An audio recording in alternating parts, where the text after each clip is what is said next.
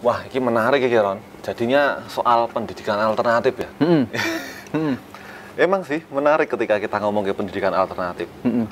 Karena ya misalnya di komunitas itu ya, itu kan orang bebas datang dan pergi ya. Misalnya ya kayak Dene, ya ada sisi plus minusnya itu ya. Bagi orang yang baperan ketika ngelihat orang itu datang terus pergi mak pelencing gitu, ya mungkin mereka, wah ini gimana atau apa forumku nggak menarik atau gimana itu ya. Tapi mungkin pendidikan ke depan tuh seperti itu sih menurutku sih, Ron ya. Jadi nek misalnya kamu merasa pingin belajar ini ya datanglah ke sini.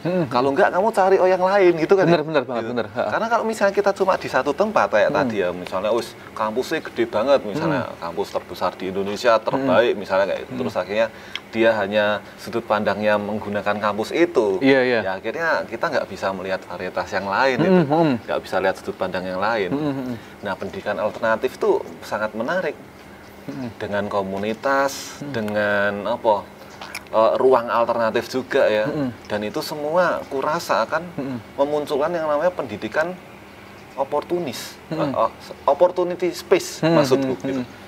Bukan lagi alternatif space, tapi nanti juga mengarah ke opportunity space gitu, dimana nanti kayak kita tuh menemukan diri kita di komunitas itu malah bener. Karena ada Ron, mahasiswaku itu ya, pas aku dulu jadi dosen tuh ya, itu yang di kelas tuh biasa loh. Ning ketika aku tuh di komunitas, loh kok ada dia dan dia vokal. Dia keren tenan kalau ngomong ke masalah ABC itu misalnya. Dan itu nggak kelihatan sama sekali di kampus itu. Akhirnya tak tanyain, kok di kampus kamu beda? Iya Pak, karena di kampus tuh saya udah terstigma ini. Ditekan ya. Ini. Terus mengajarnya sesuai silabus dan ini katanya ini mata kuliah ini core-nya bukan ini itu. Akhirnya dosen juga tidak melakukan elaborasi terhadap mata kuliah yang diajarkan, jadi sangat kompleks. Iya. Makanya orang-orang itu pada suka di alternatif, pendidikan alternatif. Alternatif space juga opportunity space itu. Aku sepakat Mas bahwa pendidikan alternatif itu pertama memang dia tidak kecuali pendidikan alternatif yang dalam tanda kutip independen ya. Karena ada pendidikan alternatif yang sebatas hanya klaim atau hanya sebatas sebagai sebuah proyek sampingan juga ada itu. Artinya kan tidak terlepas pada industri pendidikan juga di situ. Pendidikan alternatif sebagai sebuah ruang kemungkinan yang Mas Tito tadi sampaikan itu menjadi satu bentuk ketika orang-orang yang dalam tanda kutip terbuang atau merasa tersingkirkan itu justru malah diakomodir secara sedemikian rupa sehingga mereka lebih bisa berkembang, lebih signifikan, lebih produktif ketimbang yang dia institusi yang dia kemudian di situ sekolah atau kuliah itu. Nah, dan ini kalau kita lihat secara generik, secara sejarah maksud saya, itu sudah ada pada zaman dulu bahkan Mas, bahwa tadi jenengan sampaikan bahwa sumber-sumber pengetahuan itu bukan hanya milik sekolah atau kuliah atau perguruan tinggi, tetapi juga milik perseorangan. Oleh karena itu Mas Tejo yang sering juga dilakukan selama ini dan juga tadi sudah disebutkan bagaimana kalau kita ingin belajar X itu pada orang itu. Kalau belajar Y atau soal kesenian dalam hal ini, kalau belajar soal realis pada dia, kalau belajar surrealis pada dia katakanlah gitu. Nah, ini kan menjadi satu bentuk bahwa pendidikan alternatif itu ternyata bukan sekadar institusi yang lain yang sifatnya juga formal, tapi juga bisa komunitas itu bukan ruang kemungkinan untuk menghadirkan atau mengadakan kunjungan ke orang-orang yang dianggap ingin dia belajar. Mereka ingin belajar ke sana. Dan pada zaman dulu kan udah ada, zaman Ki Hajar mungkin yang sudah sering disebutkan ya, bahwa sistem perguruan itu ya bukan hanya sekolah saja, tapi bagaimana guru itu juga menjadi pendamping. Dan semua orang itu adalah murid juga, dan semua sumber adalah guru. Ya kira-kira gitulah kalau ada kutipan-kutipan yang sering dikutip itu. Kalau dengan demikian kita bisa masuk ke pendidikan alternatif secara lebih sadar dan lebih merasa di situ kita bisa berkembang, maka sebetulnya kita sudah menemukan ruang kolektif yang menurutku membuat mereka menunjang kompetensi kok Mas, kupikir. Iya. Artinya itu tadi, pendidikan alternatif kan hadir ketika pendidikan pusat itu dengan utama itu tidak menampung yang dikehendaki oleh beberapa orang ini kan. Nah, karenanya dia menggeser di sini. Nah, meskipun ya banyak pendidikan alternatif itu kemudian menjadi pendidikan yang juga harus utama gitu. Itu hal yang klasik juga. Cuma setidaknya itu terus harus didefinisikan, terus harus melihat konteks bagaimana mereka berkembang. Pada tahun ini mereka belajar ini, pada tahun berikutnya ketika dia masih belajar ini jangan-jangan ya tidak berkembang juga. Makanya butuh refleksi diri. Dan refleksi diri ini kan sangat terbuka lebar di dunia pendidikan alternatif. Iya. Itu menariknya. Romo Driarkarya itu ya, soal refleksi itu ya. Benar banget, Mas. Kurasa juga di pendidikan arus utama ya sangat kurang soal refleksi. Ujian akhir yang kurasa itu bisa menjadi wadah untuk refleksi, akhirnya bersifat banking aja, hafalan aja, dan benar-benar harus sesuai dengan 4 atau 5 poin pilihan itu. Benar-benar, iya. Itu juga parahnya terjadi di universitas kurasa. Iya. Ketika ujian itu adalah arena pembantaian. Iya.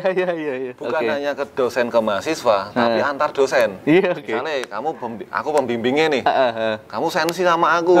Akhirnya kita jadi mahasiswanya ndelok dosennya do bantai-bantaian gitu malah. Eneng ya jumlah ini ya? Banyak. Banyak, iya.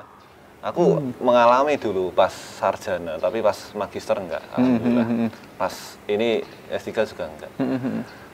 Dan ketika jadi dosen aku ya tahu dulu fenomena kayak gitu. Tapi kan prinsip, aku pribadi punya prinsip ya, ujian itu adalah soal refleksi. Dan juga soal pengklaiman ini adalah calon sarjana gitu kan. Jadi apa yang dia punya harus dieksplorasi. Benar. Nah, akhirnya itu tadi ya, Roni ya. Nanti terus akhirnya melebar ini sih ke soal pendidikan alternatif itu tadi. Jadi gimana caranya alternatif tuh biar tetaplah menjadi alternatif gitu. Jadi kurasa sangat penting adanya kayak perputaran. Jadi biar enggak itu terus. Nanti tidak jadi doksa, misalnya pemimpinnya itu terus itu. Jadi wis jan kudu mubeng. Biar menjadi alternatif terus gitu. Menurutmu bisa nggak pendidikan utama itu kayak gitu? Kalau aku sendiri pesimis ya, Mas. Pertama, Jadi pesimis sih jane iso ning yo ragu. Angel. Karena pertama ya, artinya bahkan mereka merasa bahwa dirinya itu benar, itu yang paling pokok yang sering dianggap lah oleh pendidikan yang dianggap arus utama itu. Iya. Dan itu merupakan satu bentuk sistem juga yang ada satu pusat di sana yang mereka itu mengonstruksi, mengonsep mana arah pendidikan itu akan disasarkan, dan juga belum ada proses ekonomi politiknya. Yang penting nanti titipan kurikulum ini yang paling sering itu kan nggak tahu kalau di kampus-kampus lain ya. Dulu saya pernah kok aku jurusan yang bukan di wilayah ekonomi tapi kok malah ada mata kuliah kewirausahaan. Yang menurutku ini kan historis, ini datang dari mana? Ternyata ada kok nang nggonku ya. Mosok isih eneng. Iya. Padahal aku suwi lho, saya neng saiki. Lho, di kampusnya Mas Roni aku juga tahu kan. Oh iya. Ada. Dan ke zaman dulu ya berarti ya. Pernah ngajar dan di kampus lain gitu. Yo itu Ron. Iya. Berarti kewirausahaan bukan sociopreneurship ya? Bukan. Karena orientasinya itu aku bukan mendeskripsikan lagi ya sekali lagi. Iya. Kita sebenarnya nggak ngemengkan ya. Payu. Iya akhirnya kan bukan pada konsep yang ditawarkan dengan di atas kertas mungkin proposalnya, atau mungkin konsep proposal kerja, atau bukan kerja tapi proposal bisnisnya seperti apa, sehingga mereka bisa mengeksplorasi keilmuannya itu untuk kemungkinan pasarnya seperti ini. Tapi kan orang tidak memikirkan ke sana, bakal tidak diajarkan. Loh lah berarti. Mesti dodolan kuwi mau kae. Iya, yang penting dodol, yang penting payu ono produke. Itu. Risetnya nol. Iya. Jadi padha wae njuk ngopo ngono lho, maksudnya bedane apa ngono gampangane. Berarti mata kuliahnya kita yang seabrek itu ada beberapa yang bersifat tekstual. Yang benar-benar ya kewirausahaan. Apa sih maksudmu kewirausahaan? Dodolan ya wis jualan gitu. Nah, gitu. Iya. Dan aku pernah menelisik, Mas, ternyata ini ada kaitannya dengan wacana ekonomi kreatif nasional yang memang menjadi satu bentuk kecenderungan rezim tertentu atau pemerintahan tertentu supaya mereka itu membekali mahasiswa atau peserta didik agar mereka ketika lulus itu juga bisa membuka itu. Dan ketika dia membuka itu, maka secara ekonomi mikro dan akan berdampak pada ekonomi makro. Berarti kan ini lagi-lagi bagaimana kita pendidikan itu pragmatis kan, mengurusannya mengkuil. Tapi kita nggak benar-benar mengurusi masalah yang seharusnya kita urusi. Secara intelektual tadi itu, secara keilmuan bagaimana kita bisa lebih banyak memikirkan, mengembangkan ekspansinya bagaimana. Tapi pada produk yang itu nggak relevan lah, aku pikir irrelevan lah dengan keilmuan kita. Iya. Jadi banyak mata kuliah atau mata pelajaran yang sebetulnya artifisial. Artifisial itu ya kayak ngono kae lah, digawe-gawe lah. Nggak sesuai dengan epistemologi kalau istilah agak istilah akademis ya. Keilmuan yang harusnya itu banyak kemungkinan yang harus dieksplorasi, harus dipelajari. Ya Allah. Lebih mendalam lah. Jadi pertanyaan Mas Tejo soal apakah bisa pendidikan arus utama atau formal itu ke aliran-aliran, ya iso sangat, tapi yo kita angel, aku pesimis aku dengan kondisi sistemik yang begitu mengakarnya loh Mas. Iya. Apalagi ini satu hal, mungkin ya satu catatan pada akhir 2090-an, akhir ya 98 99 lah kalau nggak salah. Itu kecenderungan yang sekarang kita anggap sebagai hal yang biasa di dunia pendidikan, bahkan di dunia perguruan tinggi adalah link and match. Artinya lulusan itu harus sesuai dengan penyerapan industri. Dan itu memang secara verbal, bahkan dokumen tertulisnya itu ada pada tahun 90-an ketika Kemendikbud waktu itu bilang bahwa pendidikan itu harus berorientasi pada industri. Dan itu memang pada tahun itu sedang gencar-gencarnya dan secara dokumen tertulisnya ada di situ. Ya artinya kan kita kok bisa sampai seperti ini, ternyata kan ada segelintir orang yang memang mengendalikan di pusat. Iya. Jadi otoritas mereka itu menentukan nasib anak bangsa di Indonesia. Iya. Oke. Apa yang bisa kita lakukan akhirnya? Kalau aku pikir dengan adanya komunitas alternatif, dengan pendidikan alternatif tadi itu, yang apalagi di masa corona sekarang ya Mas, kita lebih banyak terbuka pada akses pertemuan virtual. Menurutku itu menjadi satu bentuk upaya kita terus merawat pemikiran kita, terus berkembang kompetensi kita. Dengan apa yang disampaikan dan diinisiasi oleh Mas Tejo beberapa bulan terakhir di masa pandemi, dengan diskusi virtual seperti itu, menurutku itu sangat menjadi satu bentuk pendidikan alternatif juga Mas. Dan kupikir ketika tiap orang, tiap komunitas punya kecenderungan seperti itu, maka betapa banyaknya kita bisa menyadari dan bisa berkembang atas kesungguhan yang sungguhnya kita bisa rumuskan sendiri. Benar. Tanpa menggantungkan pada yang disebut pusat itu, tanpa menggantungkan yang disebut sebagai institusional itu. Jadi cukup dengan, karena kita era medsos ya, itu maksimalkan gue pikir. Dan itu menjadi satu modal banyak banget untuk kita berkembang Mas. Iya. Dengan segala plus minusnya ya. Dengan segala plus minusnya. Bahwa nggak bisa ketemu ya itu kan konsekuensi karena corona ya. Tapi setidaknya kan itu sebagai sebuah sistem yang menurutku sangat bisa menunjang. Tadi diingatkan soal forum itu ya. Yang menariknya lagi ketika saya banyak dibanjiri pesan. Ada sertifikat enggak? Iya. Ternyata ya masih pancet aja, masih tetap aja. Saya golek ngono kuwi ya tadi ya. Golek ngono kuwi ternyata ya. Itu. Akhirnya iki ya apa ya? Ya soal penyadaran ya. Susah-susah gampang sebetulnya. Iya Mas, dan kuwi wis ngeri lah aku pikir. Wong ning organisasi mahasiswa mbiyen kuwi sertifikatnya Mas yo sama. Artinya sekarang kan golek sertifikat PDF to, nek mbiyen ki njaluk apa cetakane ngono kayak hard copy-ne kuwi.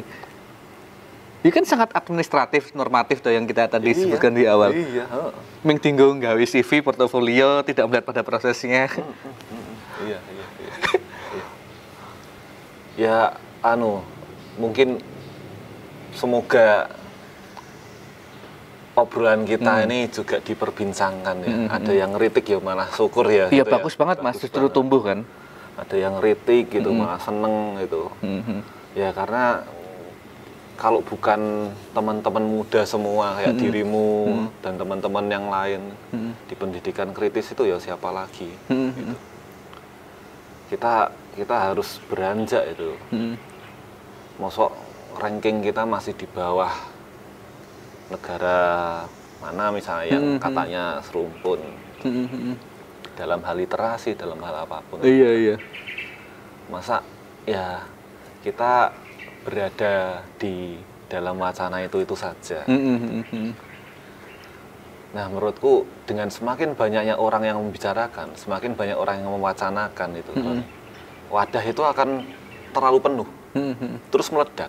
Nah kita tunggu ledakan itu. Iya. Sehingga menjadi satu kayak semprotan tadi itu ya, titik-titik yang menyebar itu ya Mas ya. Nah, semoga semakin banyak itu dari pendidikan alternatif, dari komunitas, atau dari obrolan santai, obrolan angkringan itu ya. Itu semakin wacana yang sudah diperbincangkan tuh akhirnya penuh karena kan dimasukin orang-orang itu terus. Akhirnya nggak kuat meledak lah. Kita tunggu ledakan itu gitu. Jadi semoga aja ini dinikmati oleh banyak orang ya Mas Roni. Amin Mas. Nah, ini menjadi investasi kita berdua juga ini untuk pewacanaan soal pendidikan kritis itu terutama. Benar.